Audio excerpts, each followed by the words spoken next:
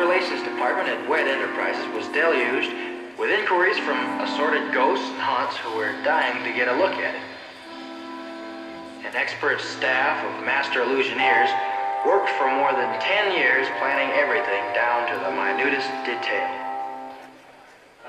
This is the endless hallway, a misty passage beckoning you to enter, but offering no end. Of course, a model had to be made for the ghost's approval. Come along and follow us. Who knows? Someday you may want to live here yourself. No haunted mansion would be complete without a seance room.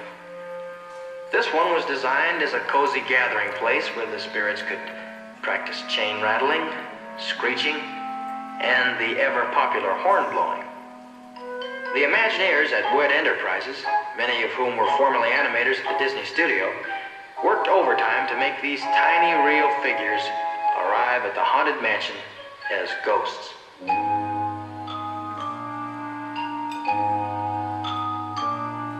Seems to work well enough, doesn't it? Suitable sleeping quarters had to be prepared. You might call this a model apartment. As the ghosts began to arrive, individual problems began to pop up. A skeleton crew of technicians was kept busy full-time, attending to the peculiar needs of the future inhabitants. No stone was left unturned.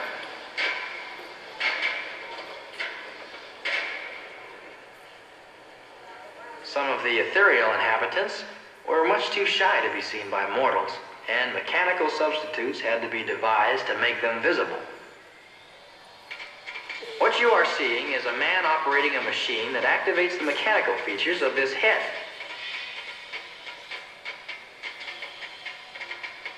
Or is it the other way around?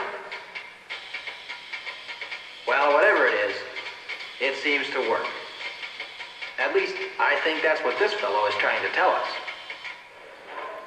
With the aid of these banks of electronic equipment, even the household pets were animated, including these two friendly creatures.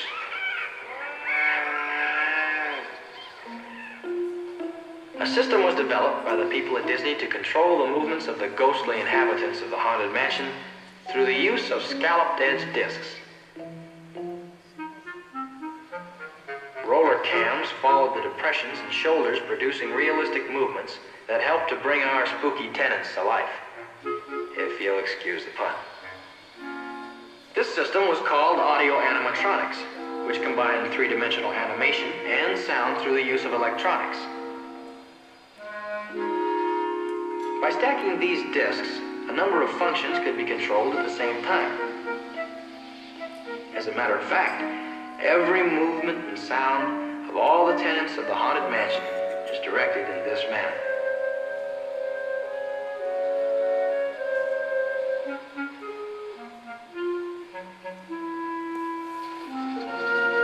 Is it any wonder that it took more than 10 years to complete the job?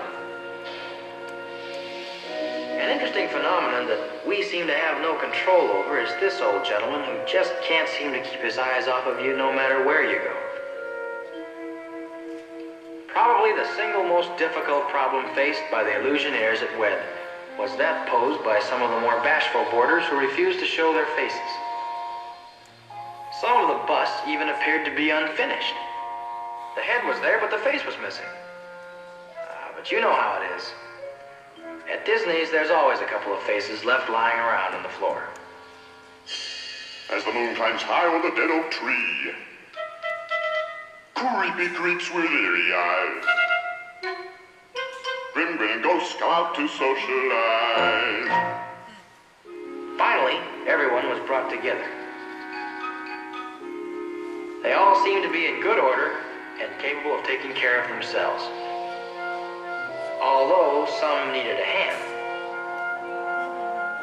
Or the latest in haunting hairdos. Everything was finally ready.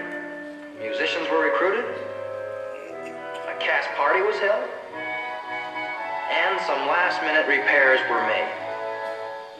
It was so exciting that this poor fellow lost his head. The Haunted Mansion was an idea of Walt Disney's. You see, he began to worry where ghosts were going to live after all the old houses were torn down to make room for freeways. He decided that if someone didn't give him a house to live in, why, they'd just disappear. So Mr. Disney built a Haunted Mansion. Oh boy, but I'm sure glad it's not Halloween tonight.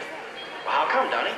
Well, there'd be so many ghosts here, there wouldn't be any room for us. Oh, boy. The line's moving. Yeah. Okay, we can cut it out. Donny Osmond, ladies and gentlemen.